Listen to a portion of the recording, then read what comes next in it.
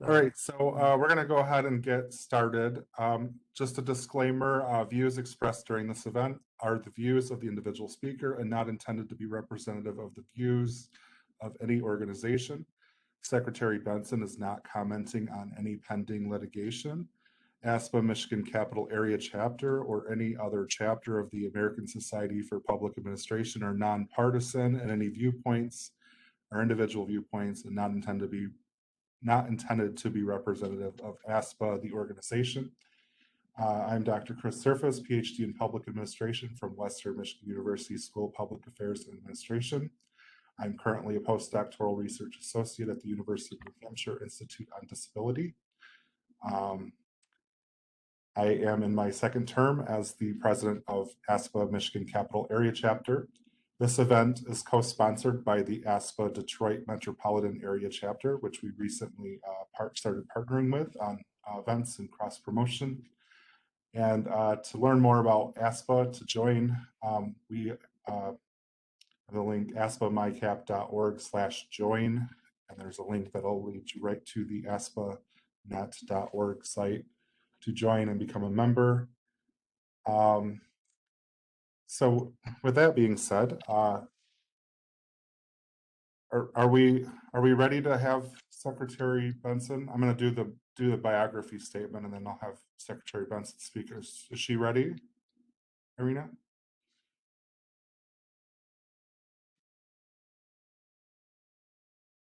Possibly.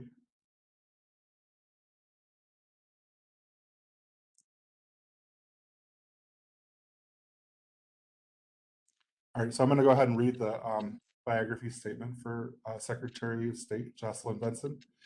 Jocelyn Benson is Michigan's 43rd Secretary of State. She's focused on ensuring elections are secure and accessible and dramatically improving customer experiences for all who interact with the Secretary of State's office.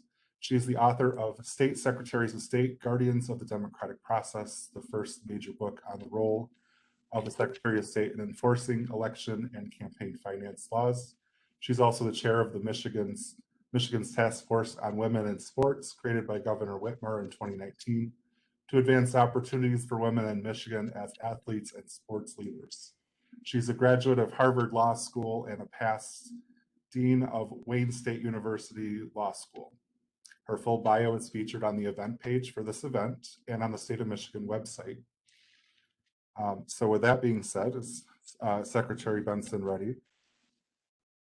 Irina just put in chat that she's having technical difficulties troubleshooting the issue right now. Okay. So what I'll do is while we're waiting, I will go ahead and read the other biographies for the other panelists. Hi, I'm here, everyone. I'm just working on trying to get the video to work. Okay. So I can start if you'd like. I think this will. There we go. Okay. Hi. Hi. Thank you for joining us today.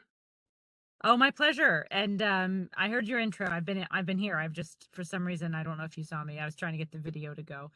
But thank you for inviting me, and I'm happy to get started unless you want to go forward with the intro. I'm gonna try to give you the presenter view. Let's see, make presenter. Hopefully that'll. Okay. All right, so go ahead and get started, please. Okay, thank you. Well, thank you again for inviting me to speak with you today and for your commitment to public service and good governance and all the work that you all do every day for our state. And, you know, there's two primary pillars that support our society and are absolutely critical to the success of our democracy.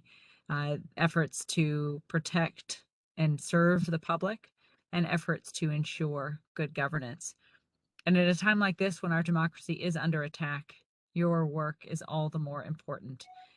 In many ways, we've spent a lot of time talking about in the past the 2020 election, but moving forward and looking ahead, it does appear that our democracy continues to face significant challenges with individuals spreading misinformation about truth and about what's at stake in a particular election, or even how one can vote and be assured their vote can be counted. And so really the work of all of us in civil society right now is promoting civic dialogue, enabling problem solvers to do their work of solving problems in every industry, but also to fight back against a very coordinated effort to misinform the public about the decisions that they will be making to either hold people accountable at the ballot box or otherwise ensure that our elections are a reflection of the will of the people. Indeed, a healthy democracy requires an informed and engaged electorate. And in many ways, the assault on our democratic principles have really focused on both of those areas, making it more difficult to gain reliable information and also making it more difficult oftentimes to be engaged or even want to be engaged. But nevertheless, democracy will continue to prevail because of the work that you and so many others do to ensure people have the tools they need to access reliable, trusted information, and also to be part of an effort to ensure people are acting with integrity and that public servants demonstrate on both sides of the aisle what that integrity can look like. So I have no doubt that you and so many other public servants in Michigan will continue to do that work. I know that you're committed to good governance and the actual work of making government accessible and improving the lives of others. And I know that you're committed to doing this in a nonpartisan way that relies on facts and data to make decisions and solve problems. And because all of that goes oftentimes without thanks and recognition, I wanted to join you tonight just to say thank you for all that you're doing. It's not easy, especially in a very toxic political environment in an era of misinformation. But if we all continue to lead with truth and integrity, to counter lies with facts, and to make decisions based on data rather than politics, we can provide the example and stability that our communities and our society need right now. So many of you do this day in and day out, and I want to thank you for doing that. And I wanted to just say how grateful I am for your dedication to public service, to good governance at this critical moment in our nation's history. And I hope you find rejuvenation in conversations and convenings like tonight's, when you can connect with your colleagues, take stock of the moment that we're in, and bolster one another and support one another as you continue your work. So I wish you the best in your conversations this evening, and thank you for all you're doing and your commitment to our communities and our democracy. Thanks. Thank you, Secretary Benson. So next we're going to have Dr. Matthew Mingus do an overview of some of the election issues, current election issues in Michigan. He's a professor of public affairs and administration at Western Michigan University, where he's been since 1998, and he's a former director of the School of Public Affairs and Administration. He was a visiting professor at the University of Electronic Science and Technology of China in 2013 and 2014. And served as a senior governance advisor for the U.S. Department of State in Iraq in 2009 and 2010, and was an inaugural Fulbright Research Chair at the University of Ottawa's Center on Governance in 2005-2006. His research focuses heavily on cross-border issues and comparative systems of federalism and decentralization, and he has 5 years of nonprofit management experience and programs focused on community-based substance abuse prevention, as well as 1 year with the Department of Finance and Treasury Board Canada. Governor Snyder appointed him to the Michigan Human Trafficking Commission for 2017 to 2019, and he's an associate member of the National Academy of Public Administration, or NAPA, Standing Panel on International Affairs. So with that being said, I'm going to make Dr. Mingus a presenter. Dr. Mingus. Thank you. I'm delighted to be included in any event with the Honorable Jocelyn Benson. She really exemplifies what's best about Michigan, I personally think. Like you, I'd be wearing a purple tie if I had one, because I'm truly not that partisan. But you'll see in a theme as I go through this that political polarization is absolutely a huge part of the issues that I'll be talking about. And parties have changed dramatically in my lifetime, even more so in the last 25 years. I think Trump was just kind of a reflection of things that have changed. I'm going to try to share my PowerPoint here, and good news is there are very few slides. Are you seeing essentially one slide there? Yes. Or are you seeing my whole screen or just one slide? Full screen. Okay. That's weird. I'll change how it's set up then. Now are you seeing one slide? So there are hundreds of people who We're seeing like your notes. If you go to swap Really? display, if you go to swap displays in the upper left corner, that should change that. Did that work? Yep. That's perfect. Good. Okay. Yeah, that always happens when I'm using an external monitor as well. Thanks for the quick solution, though. You're both Mac people, obviously. Um, so there are hundreds of people who know a lot more about election issues in Michigan than myself, and one of those is Professor Grossman, who you'll hear from in just a minute. I'm going to, fortunately, just have 8 slides here, including the introduction. 3 things seem clear to me, even though November 8th is quite a ways away. And COVID's not going to disappear, but it's not going to be a huge issue because most of the public has normalized it already. Trump may have a lot of influence over one political party, but he's not going to be spending his campaign war chest here.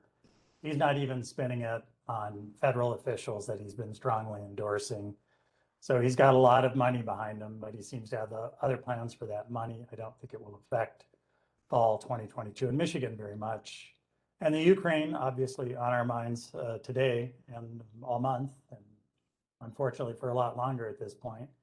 It's not a state and local issue, but gas prices going up is always dangerous for incumbents. So it's something to really be aware of if it sticks around for a significant period of time. So I think there are 4 types of state and local election issues. I'm going to focus here just on the 3rd one. There are a dozen or more petition drives in the work, or referendums, initiatives, whatever you want to call them. And that'll be my main focus. I'm not someone who's going to focus on candidates very much, but this is a full-scale election for Michigan, including all the statewide executives. And so for us, this is a big deal. I know I'm speaking to the choir on this issue, but a lot of my students will also watch a recording of this tomorrow. So in terms of petitions, I've got 3 slides. One is there are at least 3 major petitions that might all make it onto the ballot. Secure My Vote, Promote the Vote 2022, and the Michigan Right to Vote. The first one has a lot of attempts to make voting a little bit harder or more secure, depending on your perspective on these issues, barring unsolicited absentee ballots, requiring IDs, and so forth. The other 2 are in the opposite direction, run very much counter to Secure My Vote, and include requiring ballot drop boxes, extending early voting, doing voting on weekends, and so forth. What I would personally be most worried about as we head into the fall is confusion if all 3 of these get on the ballot. What we know about confusion among voters is confusion equals no votes. They'll vote on them or they'll abstain, but they won't vote yes if they're really confused about the impact of the 3 of these and which one it is they really want. And we have a direct history in Michigan of those types of things that most voters are in favor of not passing because of confusion with similar ballot initiatives. On the other hand, the Citizens Panel for Redistricting was a huge step forward, I would say a step away from political polarization, or a message that voters were not in favor of the extreme political polarization that we've experienced for the last few decades. The 2022 election cycle could change that quite a bit if, in fact, 1 or 2 of these proposals move through. It could send a pretty clear message about what Michigan voters feel about their democratic rights and how they should have access to the polls. So we have a lot of other things on the ballot that I think are going to make it onto the ballot. I'm not even going through all the possible petitions. These are ones I think will actually get there. One is Unlock Michigan, which is an attempt to limit the length of emergency orders by state and local health officials. It's a referendum on pandemic and what happened in the past. It's not a huge issue if it gets there compared to the importance of some of the others. Audit Michigan would force a forensic audit of the 2020 election. It's like, I don't know about you, but I've almost forgotten about Gore versus Bush. If this passes, the immediate impact is not going to be that important. The bigger challenge here is that it very clearly would restrict the rights of the Secretary of State and local election officials from auditing in the future. It creates a different way that these audits should happen. And that's a more important part of what's built into this. The Let My Kids Learn seeks to use tax dollars to fund private school K-12 education, as well as homeschooling materials. So it's another example of a very partisan initiative here. And I haven't even yet gotten to the really partisan ones. But this one is very much supported by the Republican Party. It's its effect would be to move more public dollars out of the public educational system. And so it's something to pay attention to. It's definitely a partisan proposal. The next one is also partisan, raise the Michigan wage, or raise the wage. Michigan attempts to increase the minimum wage to $15 over 5 years. In practical terms, this might not matter much, but it may pull people to the polls to vote for it. The reason I say it might not matter much is my local McDonald's is hiring right now at $14 an hour. So who knows in 5 years what might be happening. We've seen a lot of changes to wages in the last year or two. So yes, even more. There's three more here, and these are the last three I'll touch on, but I think we become more and more partisan as we move in this direction. Reproductive freedom for all would repeal Michigan's current constitutional ban on abortion.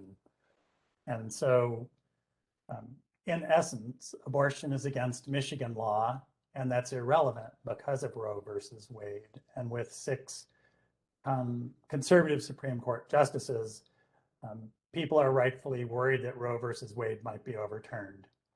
And so this will pull people to the polls. So it will have, I would say, an across the ballot or down ballot implication for sure. My prediction, if this gets on the ballot and gets some really good marketing, is that it will help the Democrats out in the fall. The reason is that the portion of the Republican Party that's really concerned about reproductive rights is going to show up anyway. And don't be confused about this. Most Republicans are in favor of abortion rights and always have been. So the people who are not in favor of abortion rights are already showing up at the polls. So I don't see it bringing out a whole wave of Republican voters that wouldn't have already come out to vote. And that's why I say this leans in the Democrats' direction if it gets on the ballot. The next two have, I think, very important potential long-term budget implications for Michigan. They're obviously political in some ways, but what both of them would do, including both of them in connection to each other, by repealing the truth in sentencing law, Michigan United could start to lead to, in essence, reestablishing good time policies and so forth. So someone who gets a sentence to jail of 7 to 11 years today is going to serve at least 7 years, regardless of how they behave in there, regardless of how much they educate themselves in there, and so forth. That's the bottom line of truth in sentencing law. And that's why it's driven up Michigan's corrections population so dramatically. The dollar and cent figure here is what's scary. In the last 40 years, the corrections budget has gone up from $330 million to $2.4 billion. Because so much federal money supports public health care in Michigan, so much federal money supports transportation systems in Michigan, but very little federal money supports education in Michigan. These keep timing and moving forward. I apologize for that, but I'm kicking them back. Because so much of the federal money goes to those other big ticket Michigan budget items, what's really happened is driving up Michigan's corrections budget has sucked money out of education, everything from preschool through K-12, community colleges, higher education. there's almost a dollar for dollar impact when we stick more money into corrections at $44,000 per year per inmate, that we see education budgets go down. And so this is also, I would say, a huge social equity issue. Over half of Michigan's prison population right now is Black. Our population is not 50% Black. And so the potential impacts here from a social equity perspective is also very much worth keeping track of. And I think these two petitions have a lot of potential long-term change for the state of Michigan. So in terms of the ballot initiatives, I'll stop there. I've got 2 more slides I'll try to hit pretty quickly. What's not going to be on the election, but maybe should be? One is the current governor's proposed budget. So for FY 2023, the budget fails to use this huge windfall that the state is looking at, almost all of which is one-time funds, to propose paying down a massive amount of the state debt. So one example here would be paying down some of the Michigan public school retirement system funds, $33 billion estimated contingent liability here. At a time when the school aid fund is showing a huge surplus, we could do this. And it would save millions of dollars, tens of millions of dollars a year in the future that could be used to operate schools, but it's just not likely to happen. Because one thing both parties agree on right now is spend all of these dollars and hope that gets you more votes.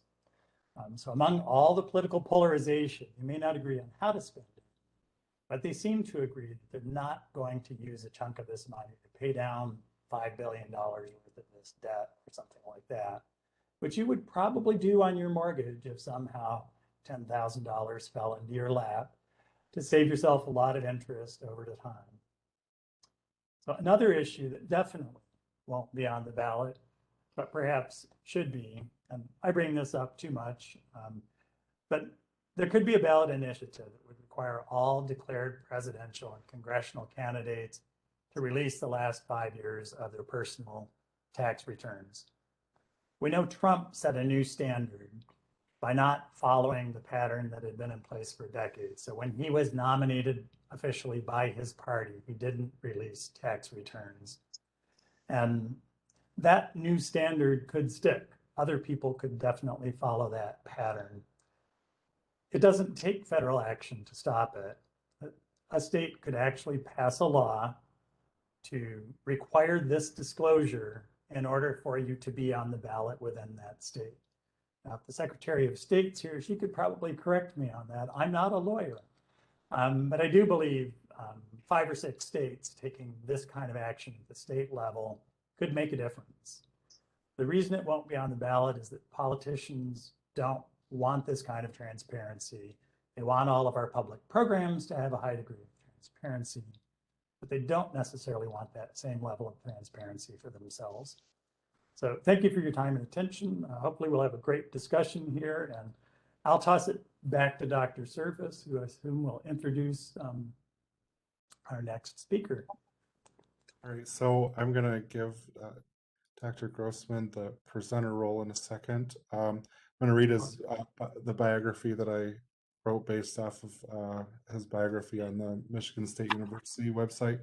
But before I do that, I just want to say that our colleagues at the ASPA Detroit Metropolitan Area Chapter are co-sponsoring the event with us, and we have at least 2 colleagues that are actually from Ukraine. So I just want to say that I've been thinking about you guys today, and keeping you in my thoughts and prayers that your friends and family are safe.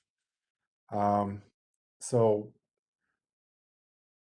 moving on to Dr. Grossman.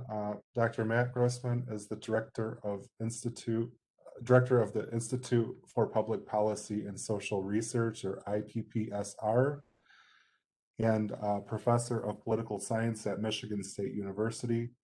He is most recently published on How Social Science Got Better, Overcoming Bias with More Evidence, Diversity, and Self-Reflection on the topics of Trump's election, the Great Recession, what makes humans unique, models of infectious disease, social immobility, and Racial Bias in Policing. He has also authored several books and journals, including the book Red State Blues, How the Conservative Revolution Stalled in the States, and as a co-author of Asymmetric Policies, Ideological Republicans, and Group Interest Democrats.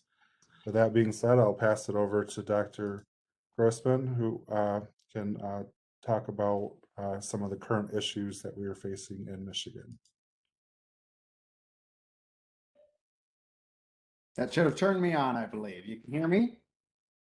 Yeah, we can hear you. All right. I have no slides, but I saw that the panel description had a group of issues mentioned: redistricting, voting policy, term limits, and the elections this year. So I'm going to do a little bit of a potpourri and try to go through each one a little bit. First, I was pleased to be a part of the Michigan's new redistricting process this year. IPSR helped the Secretary of State's office prepare the commissioners before they got there. Then got to take them through a simulation on Michigan. On Ohio. So they got to try Ohio out first, mapping some districts there. So I was able to sort of see the process up front. And then we wrote a very long series of reports with every kind of measure you might want of the new maps and how they came out. So it's produced a sort of an interesting phenomenon where there's a lot of local pessimism about how the commission ended up, but nationally we're kind of considered the model. So you might say we sort of did the least bad of the bad processes. That is, what went wrong here was less than what went wrong in virtually every other state that went through a similar kind of process. One thing that really sticks out for Michigan is that it really wasn't a partisan process. The commissioners did have lots of disagreements, but they really were not along partisan lines. And you can't say that of any other state. So that really kind of stuck out from the process. They had a lot of criteria to meet outlined in the constitutional amendment. And some they oddly didn't do very well with, I guess, like population equality. We came out like 43rd out of 45 states. So there was a bit of sort of base sloppiness with the new commission. It was also very hard to pick communities of interest. Everyone came forward and said, I'm a community of interest, and we were unable to find any evidence that they had sort of systematically selected some to include or not, or that they had been responsive to all of them that were submitted. However, where they did have metrics, they were very good. They had a racial composition metric that they wanted to meet, they met it. They had a partisan fairness set of metrics that they wanted to meet, and they met those very, very closely. But what that means is obviously picking the metrics was quite important. And one of the interesting lessons there was that when you separate an entity from the political branches of government, they have to hire out a whole bunch of new expertise.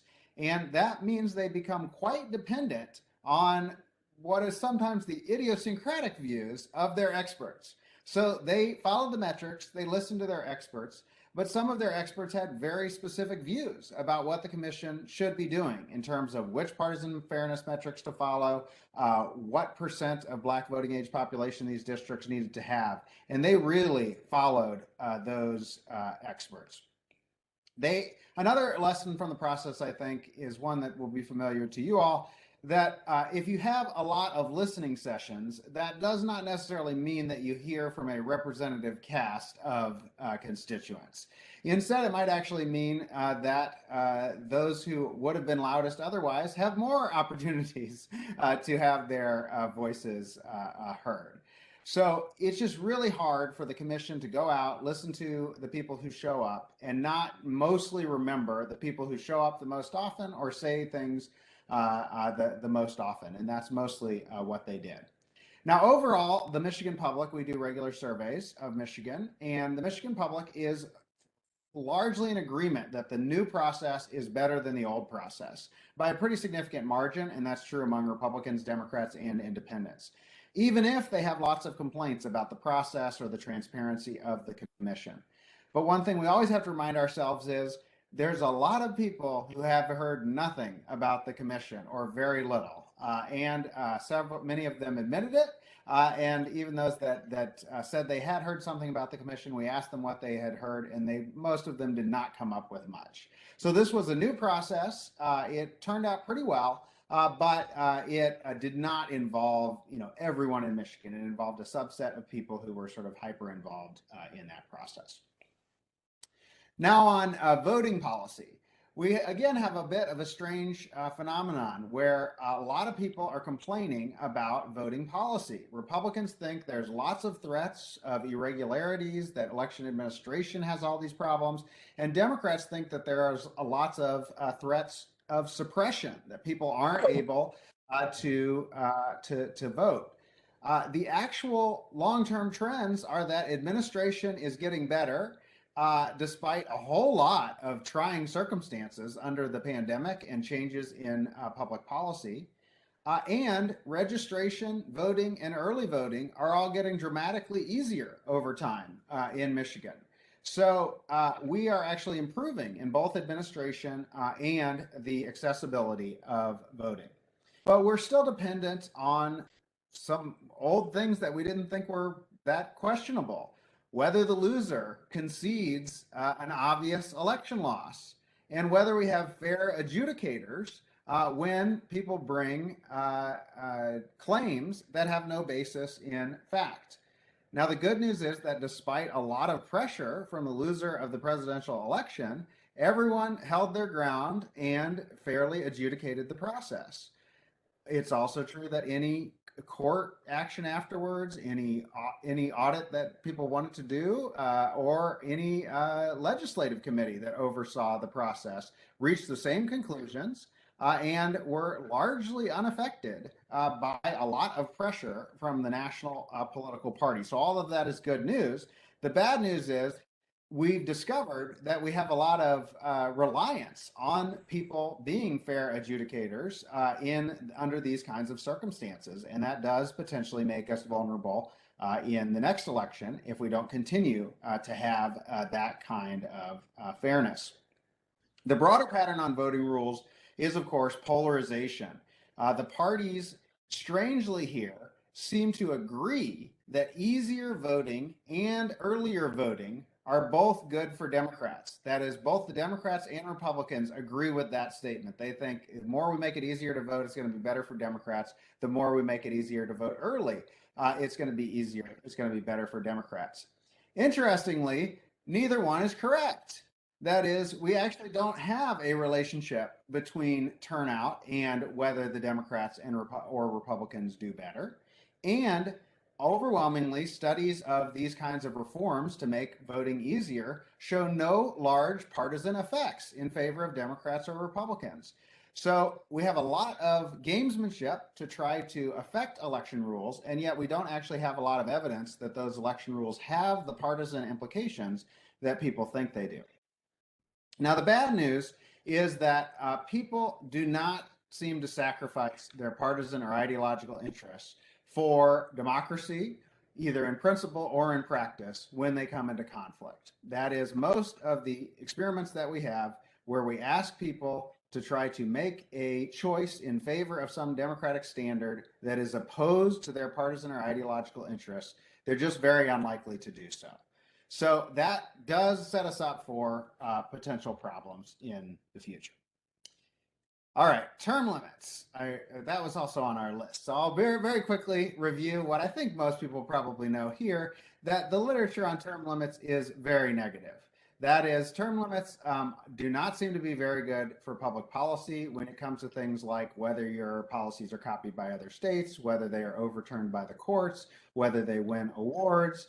The only thing positive we can say about term limits from the research is that they may make diversification happen faster in legislatures. But voters don't want to get rid of term limits, and the anti-politician mood still makes for a good message in campaigns. So it's going to be hard to come up with reforms. Now, Michigan has a compensating factor of a very professionalized legislature. So everything I said that term limits were bad at, professionalized legislatures are good at. And we particularly have a great central staff and set of institutions that work for the legislature as a whole that help to counteract some of these downsides. of term limits. Real quick, a couple of political science trends on the elections this year. Expect elections to be very nationalized. You all are a small minority of people who are really interested in state politics and policy. Overwhelmingly, we're seeing more interest in national politics, less especially in state politics. This is visible even in fewer people knowing who their governor is, for example, over time. And we see much more association between how people feel about the president, even in their votes for things like state legislature and local offices. The party out of the presidency, of course, does better in midterm elections. That would be the Republicans this year. People always think there's some trade-off between turnout mattering versus swing voters mattering, but overwhelmingly they move in the same direction. That is, Republicans should benefit from higher relative turnout this year, and they should benefit from more voters swinging towards the Republicans than voters swinging towards the Democrats. Elections are extremely correlated across offices. Now, we may hope that Jocelyn Benson's going to have an independent reputation and people are going to judge that, but the chance that it is several points different than the governor's election is very low because we're just seeing cross-state, extremely high associations across these different offices. And we're going to see continued geographic polarization. This isn't just regional or the most urban areas of the state. It's visible everywhere, the increasing association of density and Democratic voting. Even in small towns in Michigan, the further you are, closer you are to the post office or the city council or the city hall, the more likely you are to be a Democrat. And these trends are continuing, and that means that in geographically based offices, say like county commissions, we're seeing trends toward the Republicans that are likely to continue. Just to reinforce a couple of things that Dr. Mingus said on the important initiatives coming up this year, we do have a basic trend that initiatives lose support over time. You tend to need to start with about 2/3 support in order to end up with a passing initiative. So they're going to go down over time. But of course, we have a quirky institution in Michigan where the legislature can directly pass an initiative that gets on the ballot without the support of the governor. And so that means that some of those things that got on the ballot might not ever, if they got on the ballot, might not ever go to voters. All right, I think I'll stop there. Oh, just a quick ad. The Institute for Public Policy and Social Research runs lots of public forums that are free and open to you. The next one is on all the tax cut proposals. As Dr. Mingus said, we're going to spend all that money, not use it. And so we'll be evaluating those on March 20th. Then we have a Michigan Political Leadership Program dinner coming up on April 20th at the Lansing Center this year with Frank Luntz. And those of you interested in possibly throwing your hat in the ring can apply for or send your students to apply for the Michigan Political Leadership Program to be a future political leader or run for office in Michigan. Thanks. All right, so now we're going to kind of enter in a general discussion with Q&A. So members of the audience will be able to ask questions of the speakers. So I'm going to just do a little scenario. So given all of the chaos with the 2020 election, the current state of affairs, let's say, for instance, Putin and Russia take over Ukraine and then decide that they're going to go for Kaliningrad and isolate Estonia, Latvia, and Lithuania. And 2023, Trump decides that he's going to run again for president. And gas prices are high and the economic situation's worsening. What do we do? What is the election issues that you could see happening in the 2022, 2024 elections and beyond that we have not discussed? Just kind of open discussion on this.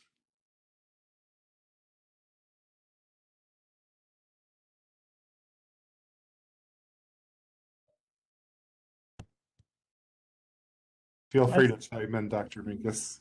I was going to say, I'm afraid to say this, but I think if Trump runs, Trump wins, and it scares the hell out of me. and that's as someone who voted Republican the first half of my voting life. So I'm truly, I'm pretty much a fiscal conservative and a social liberal. And so I don't really have a party out there that wants me. But And I do Yeah, want to say, for fairness, with this panel, I did try to get a third speaker. I actually contacted a former professor of mine who was elected as a Republican politician, and I contacted 6 total people to try to fill the third spot, and it just was not happening.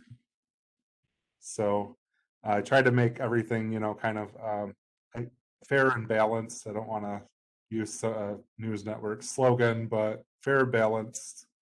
Do any news networks do that anymore? I thought that Dr. Grossman's comments were very interesting, that things are becoming more and more nationalized.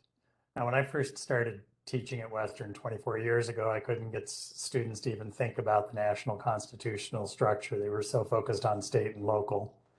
And I think what he's saying, I've kind of seen over the years too, and it's not that they track national issues better, but politically, when they've made a decision up on national issues, they tend to carry it down ballot, I think is what he was saying, which, is that accurate?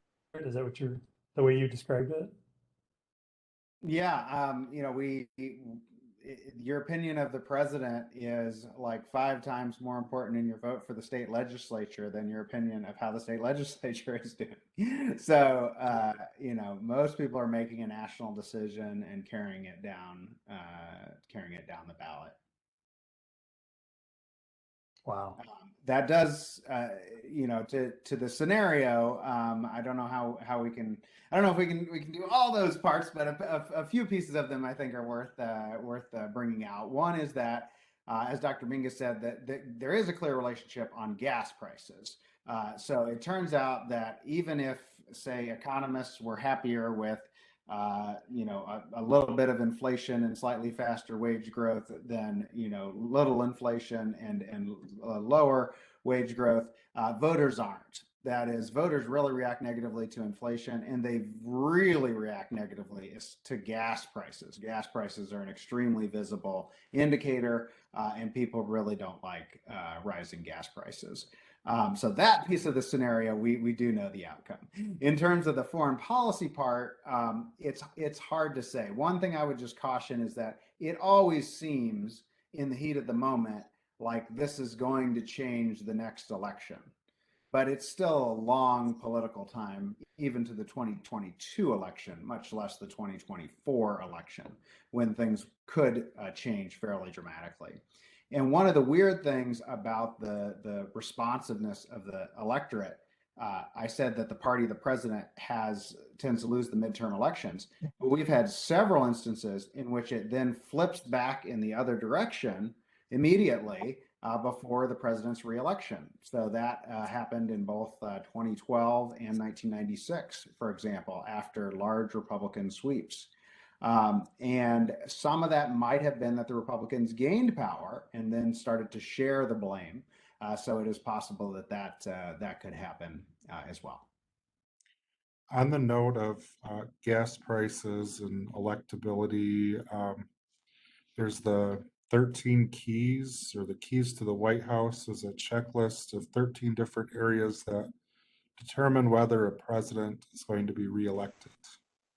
These include midterm gains, no primary contest, incumbent seeking reelection, no third party, strong short-term economy, strong long-term economy, major policy change, no social unrest, no scandal, no foreign military failure, major foreign military success, charismatic incumbent, uncharismatic challenger. So apparently if you get 7 of the keys, that incumbent will be reelected. And if you get 6 or less, then they won't be. And it's a model that has held true since the 80s, I guess. Are you familiar with that? I am. Several of those are pretty subjective. So, are you a charismatic leader? Do you have a strong opponent? What counts as a primary challenge? So, it turns out if you make a model with 13 items and you have some fudge room on 4 or 5 of them, it makes you always right. Okay, so let's go to more of a, let's get off the federal elections. Let's go towards the state and the local government.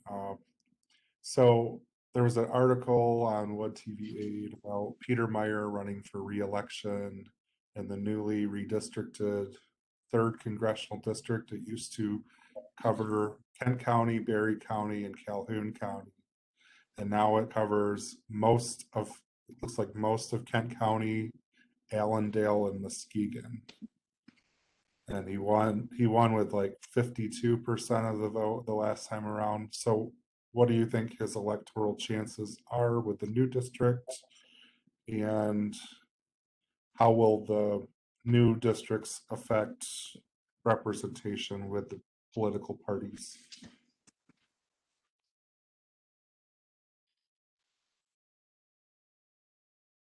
Well, overall, the distribution of votes in districts should benefit Democrats more than the prior redistricting. However, as I said, we normally would expect this to be a Republican moving year. So those two things affect Meyer as well, right? He is in a more Democratic district, but he managed to survive in a more Democratic year before. So that'll be the basic trade-off there. He'll have to win by more than he did before. So how much do you think name ID will help him, and money and all that comparatively with, like, say if Hillary Skolton runs again? Well, we're always talking about factors that make a difference, and it's worth talking about every one, like name identification. Overall, obviously, members of Congress that run in more of the same district that they were representing before do better in redistricting cycles. But we're still talking about very small effects compared to the basic partisan national vote, right? Alyssa Slotkin did the best in the state in terms of running ahead in a competitive district. I think she ran 4 points ahead of Biden, and that was enough to win that district that actually voted for Trump. So, but that was like at the national high end of doing the most better than your party's presidential candidate. Most people were doing within 1 or 2% of their party's presidential candidate. So it's very hard to differentiate yourself in the national party.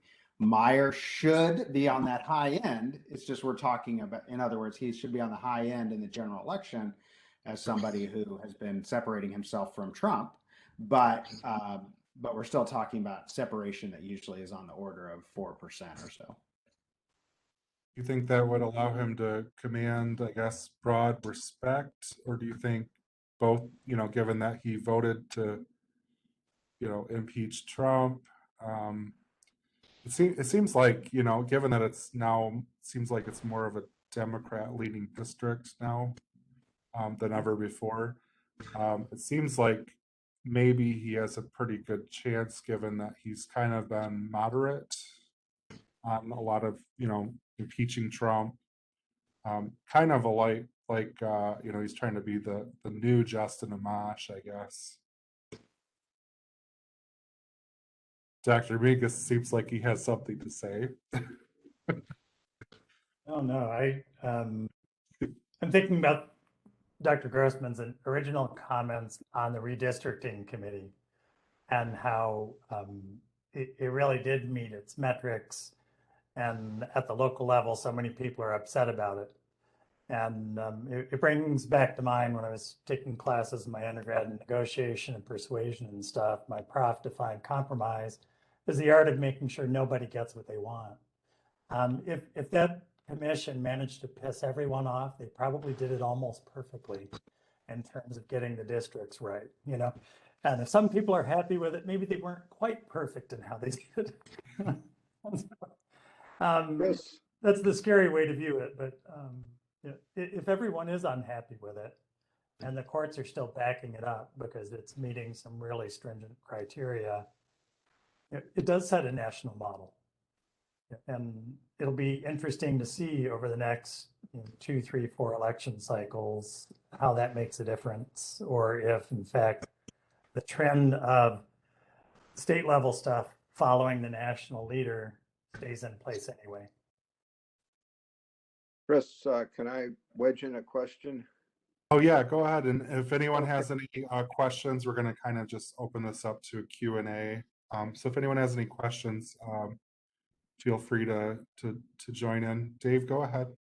Yeah, I wondered if there's been any polling on the 3 proposals that will deal with the availability, the easiness of voting, secure Michigan vote, promote the vote, Michigan right to vote.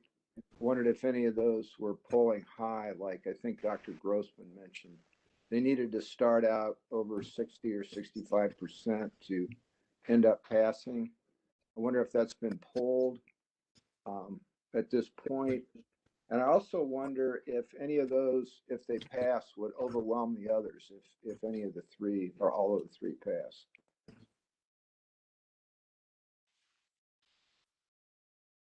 There has been polling. I wouldn't trust it very much. There's a lot of undecideds, and these are the kinds of things that really depend on question wording. In other words, if you just said, I'm asking about protect Michigan vote, then you would get a higher number than if you described some things in it, and you might get a higher number if you described other things in it. So these kinds of initiative polls tend to be, at this point, not real predictive, but the ones that have been done have just shown a lot of people on neither side. From past voting, though, we can definitely say that making voting easier has traditionally been more popular than making it harder.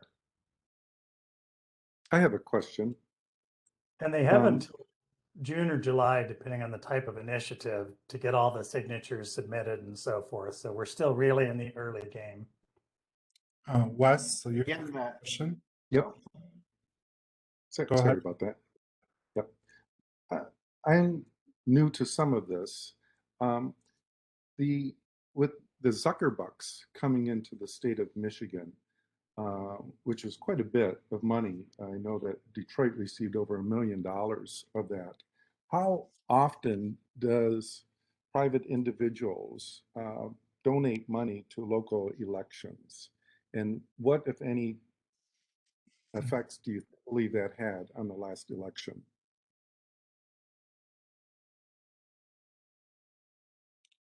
It's pretty unusual.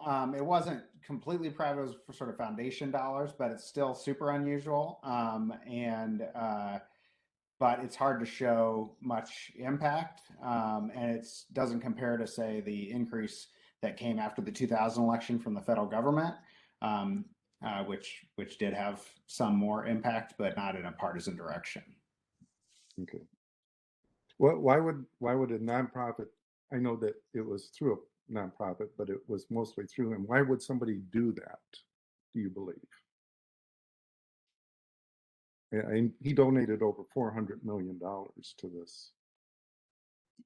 A lot of times they do it through these shadowy organizations, or they do it through some type of a nonprofit IRS classification, where they are able to spend, like as an individual, you have a limit for how much you can donate individually. So they donate it to these, I think they're like 527 organizations in the IRS code, where they can donate, a ton of money to these nonprofits, and then they can spend it, based on their collective viewpoints, so conservative leaning, political action committee or progressive leaning committee. If you're a wealthy donor, you can contribute endless amounts of money to these and influence.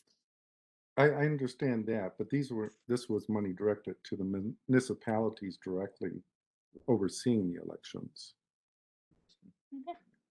If you're asking why Zuckerberg specifically did it, I think the trajectory was Facebook got a huge amount of flack for misinformation surrounding the 2016 election. And then after that, Zuckerberg went through this effort to try to counteract that public image. And it led to this, which didn't end up increasing the public image much. But I think that was the trajectory that led to it. Where did Okay, they thank you. where did they spend the money?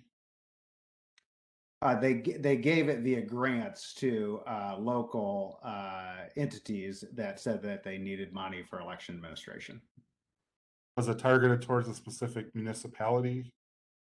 Like I said, the city of Detroit received over $1.5 million. It just seems odd to me that the municipalities won't have enough funds to cover this themselves. Well, I could see there's a Microsoft office in Detroit, so maybe there's some kind of a big tech thing going on with Detroit, and maybe they're trying to curry favor, to expand their operations there.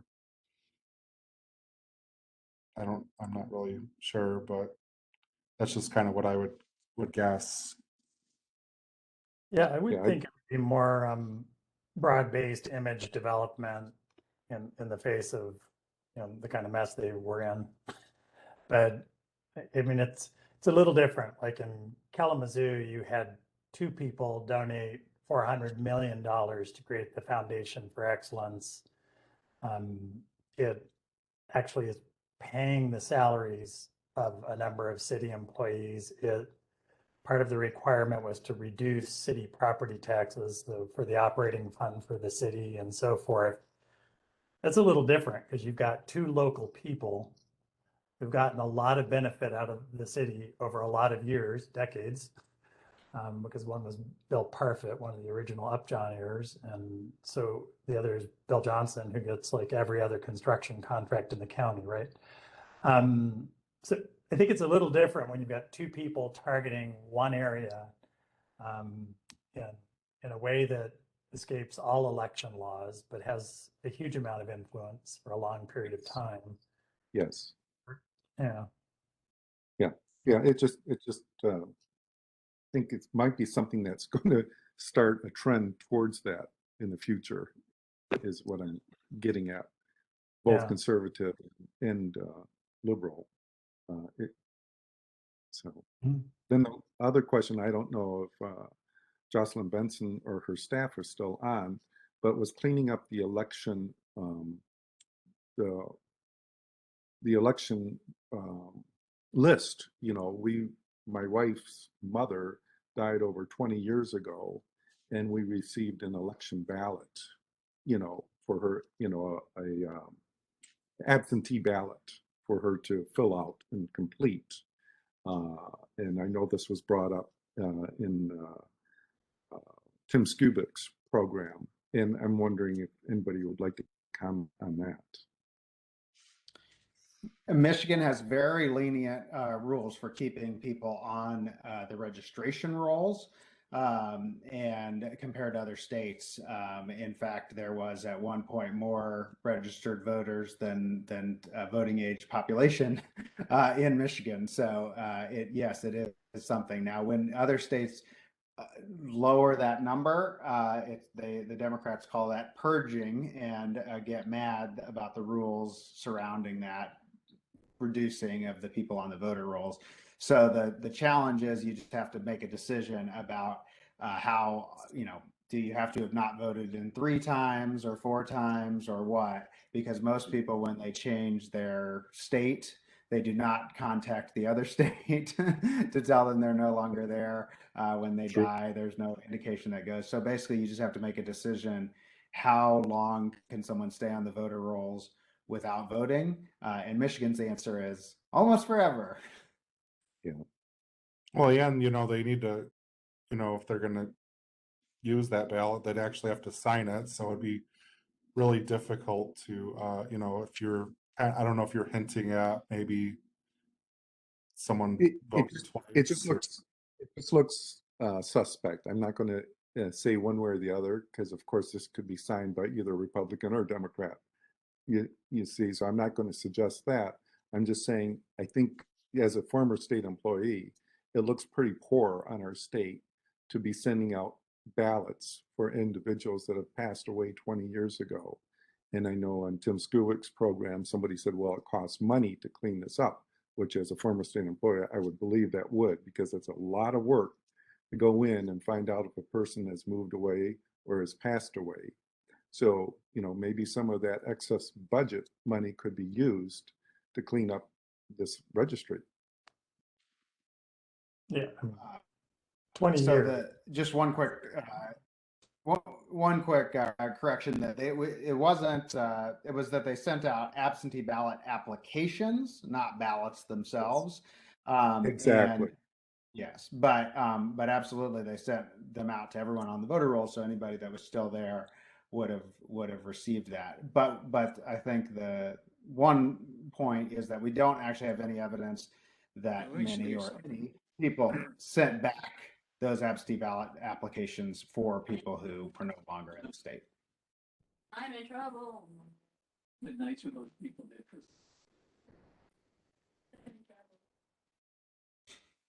Does what you're saying about the number of people on Michigan's voter rolls who aren't really here, does that mean that when we see data on voter turnout in Michigan, it always looks lower than it really is? If it's out of the number of registrants, but you really shouldn't report voting turnout data out of the number of registrants. It should be out of voting age population or voting eligible population. But yes, if it's out of the number of registrants, we would be at a disadvantage because we have a lot of registrants. Okay. Thanks. Other questions for our speakers? Good evening, everyone, and Dr. Surfus, Dr. Mingus, Dr. Grossman. I just want to thank you, first of all, for this very excellent discussion this evening. It's very thought-provoking and very timely. I wanted to ask a question about kind of the public sentiment and kind of the human element here.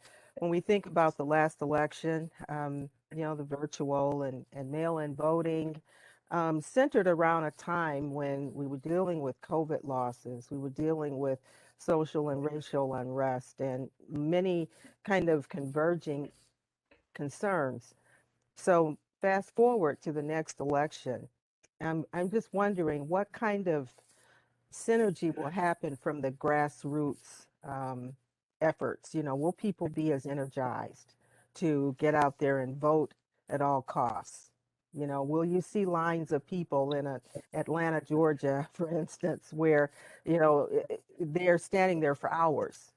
And will that happen in Michigan again? What do you foresee with the public sentiment at the next election? Understanding that now, as you mentioned, Dr. Surfus, going into a time of war, a time of rising prices, and they're going to get higher very quickly now. All of those elements. So new day, same issues, new issues. I just wondered what you think. I was just going to say, given that now we have this geopolitical issue with Russia invading Ukraine, Yes. they have a much higher incentive to tamper with our election, to maybe get a candidate that's going to be, not as tough on them, maybe like Trump again, or whoever, whatever reality TV star wants to run for president. But if I was kind of making the point about, what if they cut off Latvia, Lithuania, and Estonia? They're members of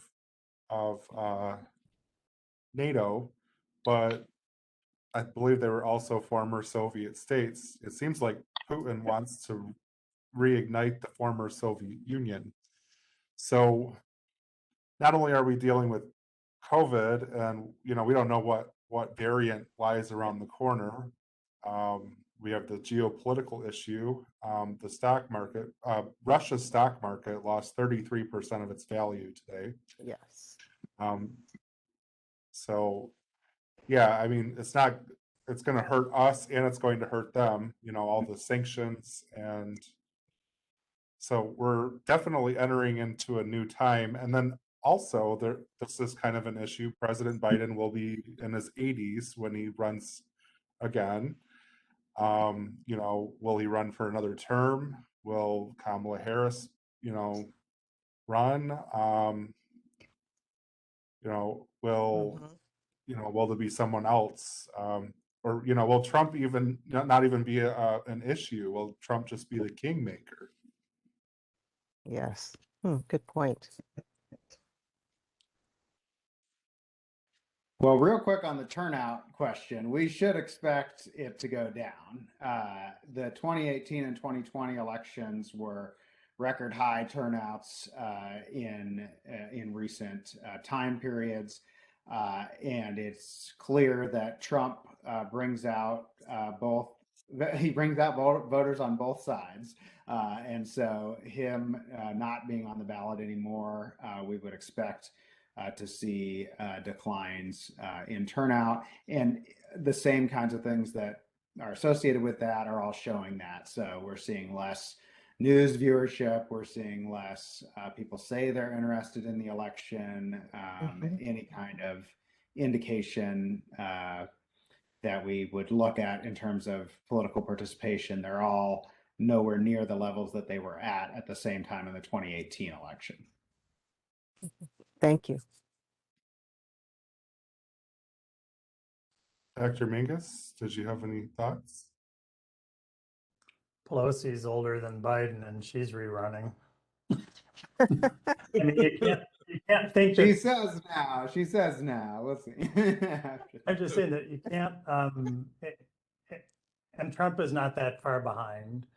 And so, to me, age isn't the question. To me, the question is, what alternatives are there? And if there aren't some really solid 65 or 70-year-old alternatives in either party, then you're going to have those people running again. I'm not saying they aren't going to run anyway, but there isn't. It doesn't appear to me that. I mean, both parties have a lot of people who want to run, but it doesn't appear to me that they have a stable of candidates where they have a lot of people who want them to run. I guess that would be. There are a lot of people that do really like Trump still, and he's the one guy that managed to be somewhat entertaining and scary at the same time. And his negatives are something Biden would envy right now. So he wouldn't have expected that, 6 months ago. That I haven't looked at those numbers lately, but Biden's negatives really changed a lot over a very short period of time. But that election is a long ways away. I mean, could you imagine Biden's speech today being delivered by Trump and then the journalists asking all the questions to Trump and how he would react? I'm sure it would get a lot of views on YouTube. Oh, yeah.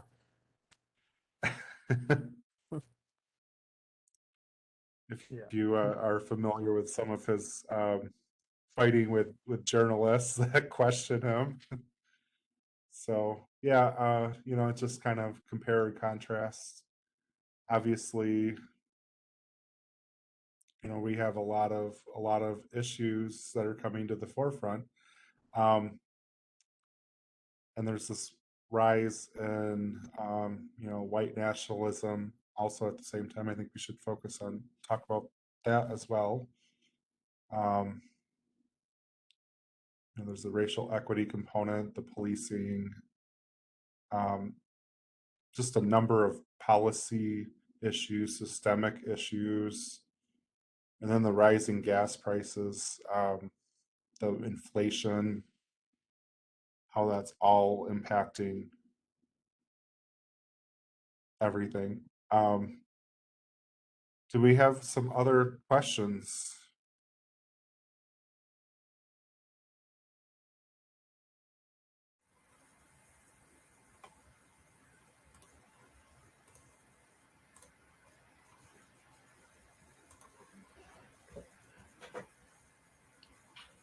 Brady's got a hand up. Hi there. Hello. Trying to get this WebEx thing to work. It's not going my way, but I'm from Wayne State University, Detroit. And I think it's great that the ASPA MICAP and the ASPA Detroit are working together. So I'm very happy about that. Very interesting presentation. I did have a question about the Secretary of State position. It does seem that now that she's gone, I guess we can ask this. Jocelyn Benson has done a very good job of making voting easier. And while Professor Grossman's point about there's no correlation between who benefits is well taken, the fact that it's been made easier to vote has happened. I mean, it's a lot easier to vote in Michigan now than it was 2 years ago. And I remember the 3-hour lines in Ann Arbor for college kids to get registered and all that other stuff. Are the Republican candidates for Secretary of State going to try to unring that bell and make things harder to vote, or are they going to? Do you think that they're going to continue to push for access to voting? I mean, based on the ballot initiatives, I mean, one is clearly looking at trying to undo some of that. The first one I mentioned actually states in it that you could not send out an unsolicited absentee ballot application. So you wouldn't be able to do what she did. And she was one of a dozen or more secretaries of state around the country who did this too. And they weren't all Democrats either. So most of them were. But so there was a movement. There were people who decided this was a good way to deal with COVID dynamics. By having fewer people at the polls, we could make the polls safer. So one perspective is the political voting perspective. The other was a pure safety issue. But what happened in Michigan was a little bit different, and it's harder to unring it. That absentee ballot application lets you say, was this for this election or was this for all future elections? And so anyone who checked all future elections will continue getting those absentee ballots until they stop that request. And so that's a little harder to undo if you come in as a new Republican Secretary of State. That's at least one way that it was done to ensure some longevity, I would say. Thank you. I don't know about other aspects. I can tell you, I've been a poll observer several times, and I'm impressed by the professionalism and nonpartisan nature of what I've seen in the room. Even when you have people who are there specifically because they're each representing different parties looking at a ballot. I've been impressed in 2 jurisdictions that I've done it in at the township level, how well they work through those issues, how civilly they treat each other all day long. And it's a long day. It went till 2 a.m. in Oshtemo, where I was this last election. So when she mentioned or I think several people have mentioned the professionalism of the elections. I think even with the polarization of the politics, when you get right into people having to work together to solve those issues, that tiny sample of 2 little jurisdictions, I've been really impressed. Thank you. And there's definitely national polarization on all of these issues. Everything in those 2 initiatives is also being introduced in lots of other states, and there's no surprise about which partisan side is for which one of those.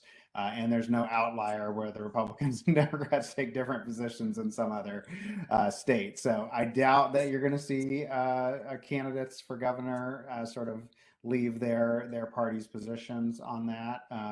Because as I said, everyone is convinced of a partisan gain or loss from these rules that really doesn't materialize. But they're pretty sure of it. And even when we had a report in Michigan, this Senate committee, Senator Schmidt reviewed all of the claims of election fraud in Michigan, and basically didn't find any evidence for any of the claims of widespread fraud. But even in that report, the Senate Republicans still said, so the report was, none of these claims are true.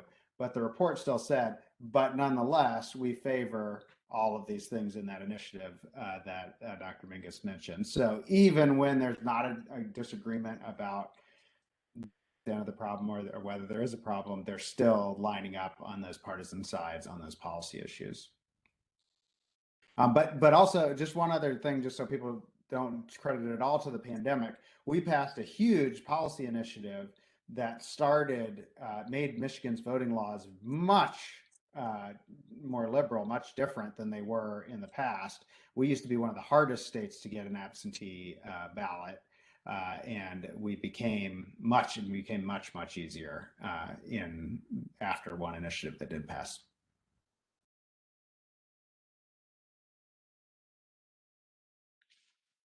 All right, other questions?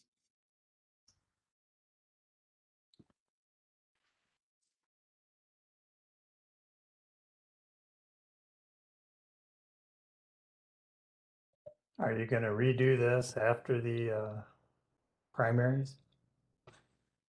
Yeah, Mike, that would be an interesting. It'd be worthwhile in September to have this kind of a panel. It'd be interesting.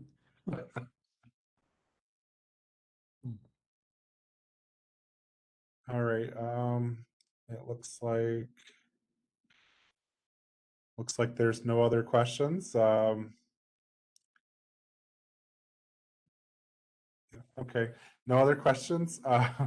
Thank you, Dr. Mingus and Dr. Grossman, for speaking today and talking about the current election issues in Michigan. Once again, I'm Dr. Chris Surfus, ASPA MICAP President, and soon to be WMU faculty member. Cool. Congratulations. Thanks. All right, everyone have a good night. Thank you. Good night. Thank you. Thank you.